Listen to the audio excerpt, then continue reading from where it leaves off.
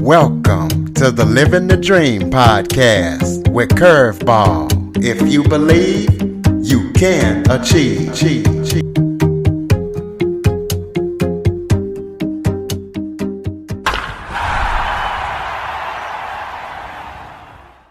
Welcome to the Living the Dream with Curveball podcast, a show where I interview guests that teach, motivate, and inspire. Today, I am joined by author and publisher Kelly Collins.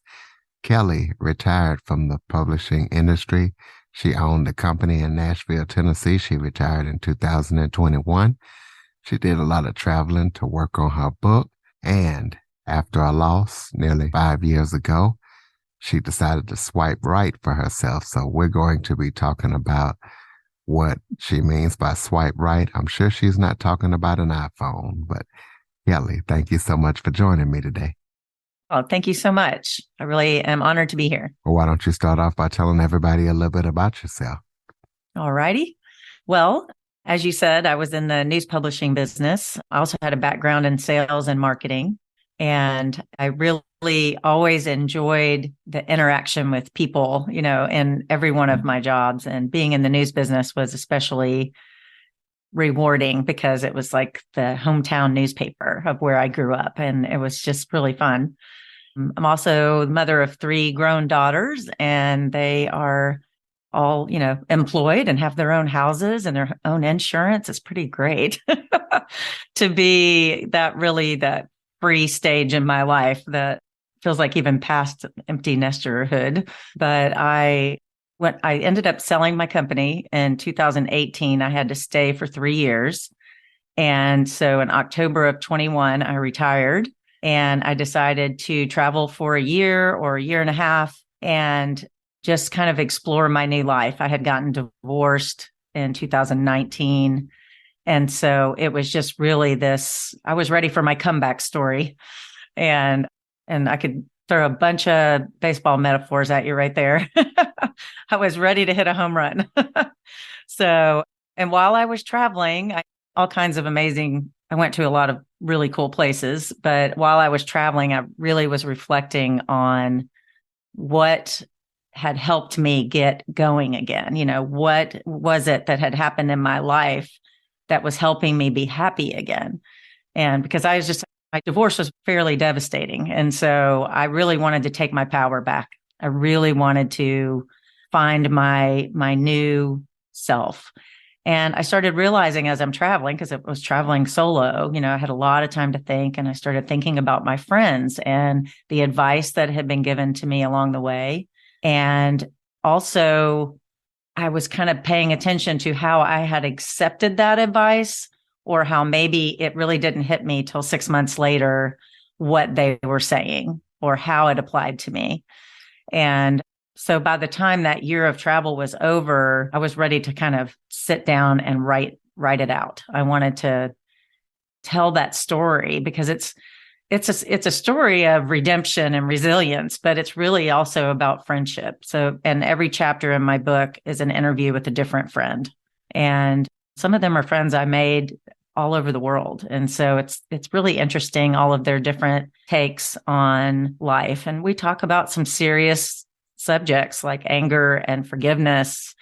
And then, of course, I end it with talking about online dating, which is such a crazy world in your 50s.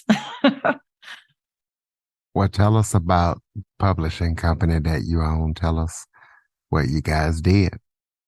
So we were really that kind of small town Clark Kent, newspaper.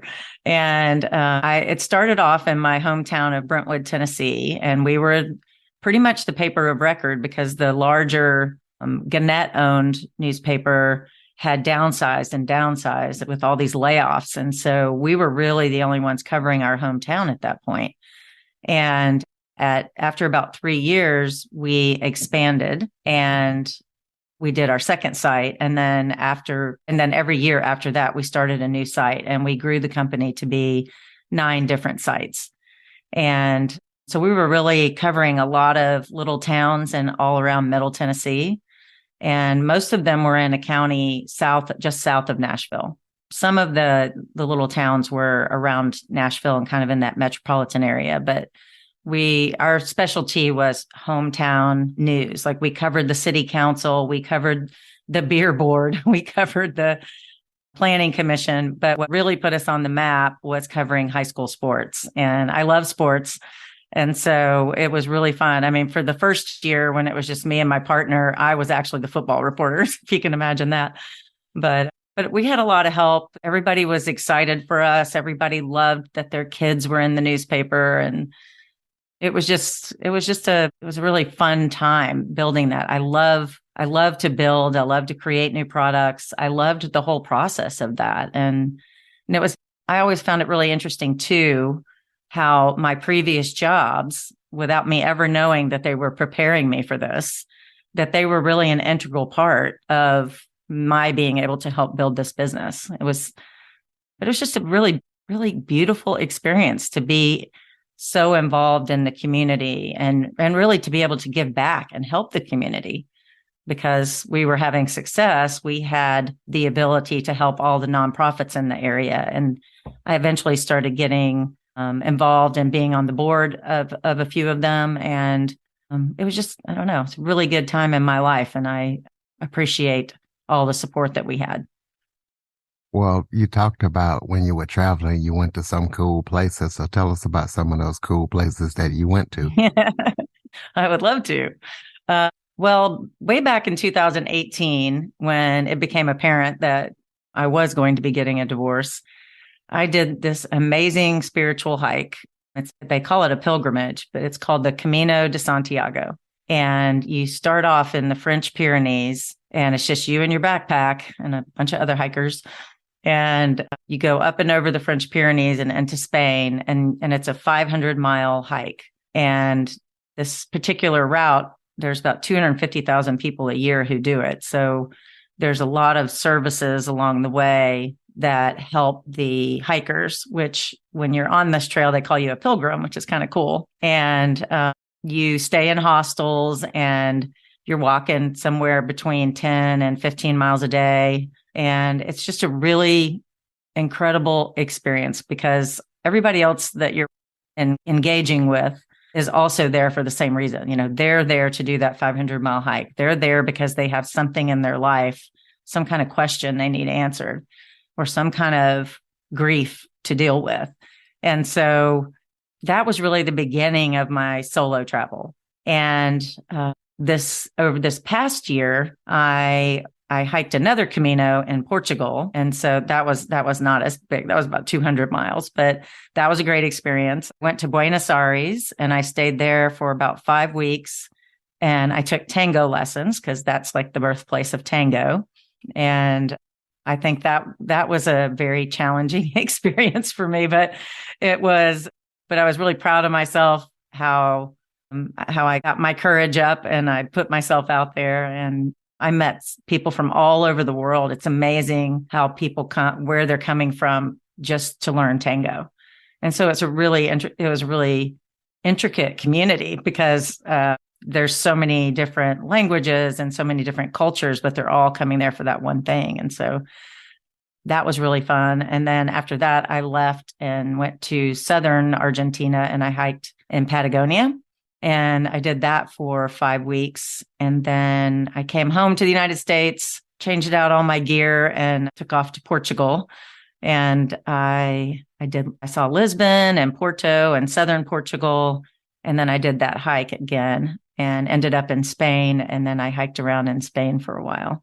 I came home for the summer because my oldest daughter was getting married in the Boston area. And that was a really fun summer. And then I took off for Italy for the month of August with one of my friends who had just retired. And so she was ready to go play. And so that was fun because I did all that solo travel. And then I ended that year of travel with my friend Angie, and we had a great time. And I love that the way travel enriches my life, and it helps me understand different cultures, and I meet so many people. I'm very, very outgoing. So I'm always excited to meet new people from different countries. And typically, if you're traveling solo, people will reach out to you and say, hey, where are you from? Because they see you sitting by yourself or something. So I find that people can be really friendly and kind, even if they have very little English. And I definitely didn't have Italian or Spanish or Portuguese along my travels. So, but it's been an important part of my growth and my comeback story of from divorce. And I really encourage people to do it. It's just been great. Okay, your phrase swipe right after you suffered your significant loss, you decided to swipe right. So tell us what that phrase means and how you came up with it. Well, the term swipe right is really kind of not a joke, but a kind of a takeoff of the dating apps. On some of the dating apps, when you're doing online dating and you're trying to meet people, you swipe right if you choose someone, you swipe left if you don't choose them. And so in the book, I explain the term, but then I say what I really want you to do is to swipe right for yourself. Because when you've been through a big life change, whether it's divorce or a job change or a job loss or death of a spouse or a child, I mean, all of these big life changes are talked about in the book. But you have to go through a period of time where you're choosing yourself, and you have to choose to heal and work through whatever you're going through. And every situation is different. Every person is different. But if you just kind of charge forward into the dating world without working through your heartache and getting your heart happy again. And I think that's where your power is really working through all of that and continuing to do that. Always be working on yourself, always wanting to improve and talk to people and read books and just kind of be in self-improvement mode. And I think that is where you find the key to happiness. And I think when you go through all those different types of big life change, what I was seeing is when I was doing all these interviews, because I interviewed 10 people, and almost all of them talked about getting to a place where they were stuck. And so that's why the subtitle of the book is The Power to Get Unstuck. And so I try to tie all of that together with, choosing yourself and then looking for ways to get unstuck. And my friends in each chapter give a piece of advice that helps the reader get through whatever they're going through. And each chapter is very clearly defined, whether it's grief or anger or forgiveness or self-love. I think a lot of people who go through divorce or betrayal of some sort have a hard time loving themselves or seeing their self-worth. And so that becomes an important part of getting unstuck. And so, but yeah, I mean, the whole swipe right thing is just more of a play on words, but it's from a dating app. And I just wanted people to kind of have that visual of swiping right for themselves and choosing to get themselves into a better frame of mind. So, how did your friends react to these open and revealing interviews? Were they nervous at all? Yes, they were all nervous. And so, right up front, I tell the readers that I told the interviewees, my friends, that they would be anonymous. And I wanted them to feel free to share their stories. It's been, a rough ride for them. I mean, two of the ladies I talked to, they actually lost their spouses. And so it's a pretty traumatic thing to talk about. And they want to be careful how they talk about it because they want to be encouraging. They worked through it and they want to help the reader. And I think that's what was so beautiful about it, is that's how this book just started becoming about friendship and the discussions that we have and how open we were about that. And so one of the funny things in the book is, because I'm from Nashville, I let all of the ladies pick a country music star name that would be their alias for their anonymous interview. And so people have gotten a kick out of that with, Loretta Lynn and Dolly Parton. And sometimes those names really lined up with my friend too, but they really, they were very generous with their time. And the other thing I did to try to help them be comfortable was I let them have any kind of editing rights that they wanted. Some people said, I don't need to see it. I trust you. Some people really edited. They wanted to go back and take out, well, maybe I shouldn't have said that. Or one person was, worried that she'd identified her child a little too much. And so, I was very open to working with them and working through their any concerns that they had. But yeah, I think it was hard for them, like it was hard for me. But we had that common goal to help the reader. How did you come up with the concept of interviewing these different people? Good question. It came about over time. So while I was in Italy, I was kind of laying out the book, and I was just knew I didn't want it to be all about me, because my story is just one story. And, I don't know, I really wanted it to be about how people helped me more than anything. So I started asking them, I'm not looking for a co-author, but, because none of them would have wanted to do that, but I would love to sit down and just have a conversation with you. And so I asked two of my closest friends to do that up front and just try it out, see how it felt. And I started running the idea by some fellow authors, and they were like, yeah, that's really original. Like, I don't remember ever seeing a book like that out there.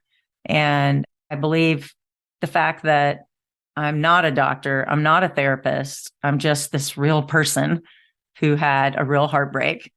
And so are they, so are my friends. And I think that's just how I have processed my grief and heartache with them, was talking it out. And that we just, kind of have those moments where you let it all hang out and the other person's there for you. And, and I had been there in their tough times too. So I knew their stories, and yeah, it just kind of evolved. I tried it out with a couple of people, and I ran the concept by other authors that I knew and got positive feedback. And they enjoyed doing the interviews more than they thought they would. And I just did it over Zoom so we could see each other, because we were all one person's in South Africa, one person's in Sweden, another in Canada. And I'm not in Tennessee anymore. So my friend's in Tennessee, so it was all done remotely too, which is just such a miracle that we can do things like this these days. It's really quite amazing.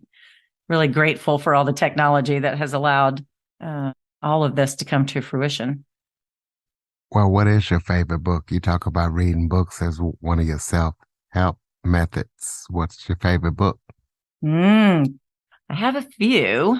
I did a workshop called Calling in the One. It's by Catherine Woodward Thomas. And you can buy the book anywhere. It's pretty well known. And she also has a workbook that goes with it. But it's 49 days, so 7 weeks every day of being present in this workshop. It's only like 10 or 15 minutes a day, but it's really important to kind of go all the way through at once. And I ended up finding it on this website called mindvalley.com, which is basically a personal development website. And there's all kinds of workshops that you can do on there. But I did that one this past summer, and it really helped me focus in on what it was that I did want, because my life is so completely different than it was 5 years ago.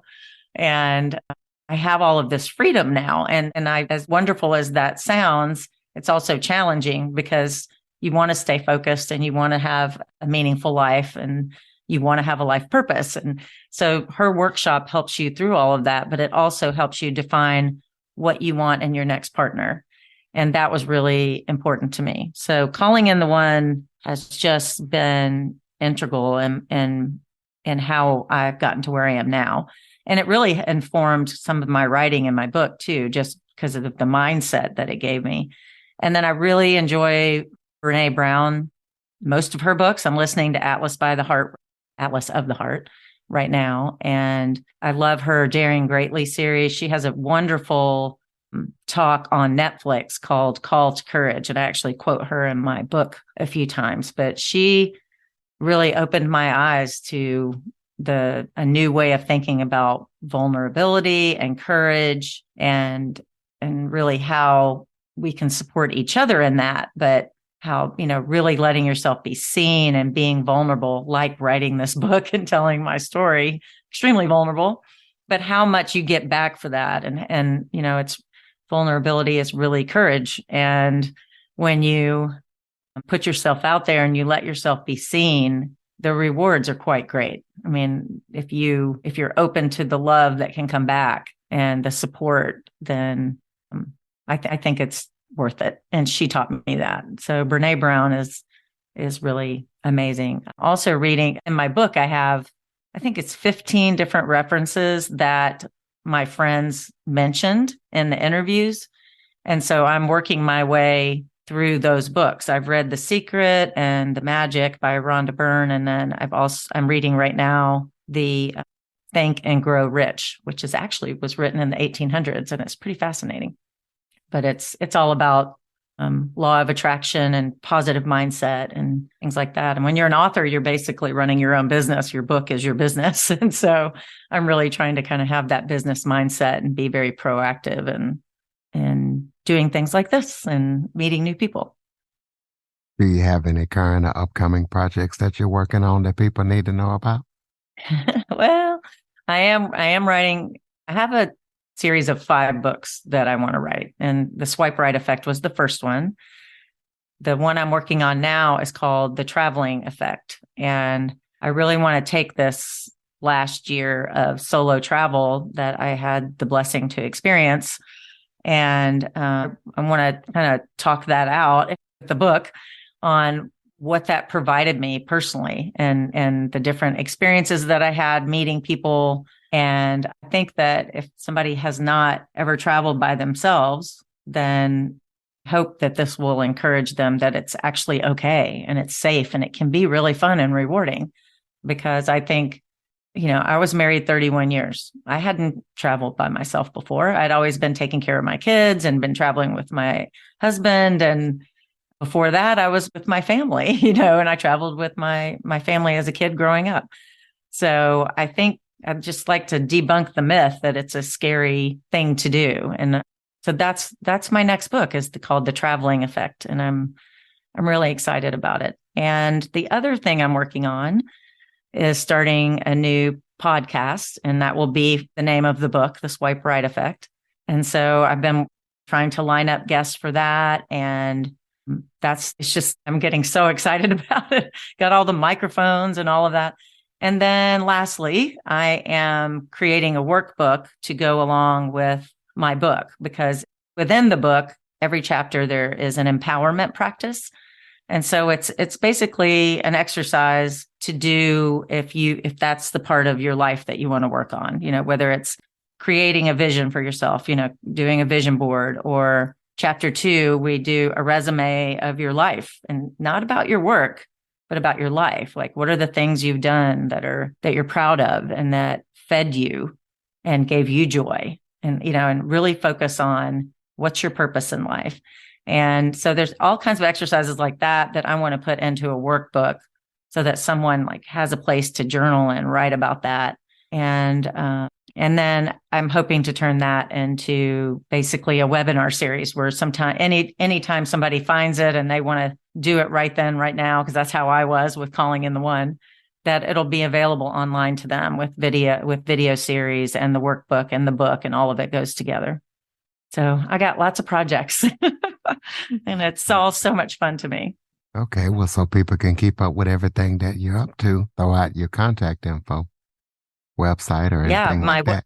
My website is ckcollins.co, and my email's on there. I do have a forum that I'm hoping people will join and have the discussion where people can ask questions of me. I'll always be monitoring it and answering questions. And then there's also, I just created a tip sheet called 10 Ways to Get Unstuck. And that is just a free paper that I wrote that I want to offer people who are interested. Not sure they want to read a whole book yet, but they can get this tip sheet called 10 Ways to Get Unstuck. And that will also be on my website at ckcollins.co.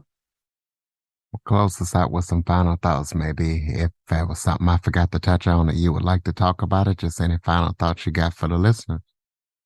final thought is, if someone's feeling stuck in their life and they're just not happy for whatever reason, it doesn't have to be something dramatic, but it could just be, you're not happy with your job, or you're worried about your kids, or you broke up with your boyfriend or girlfriend.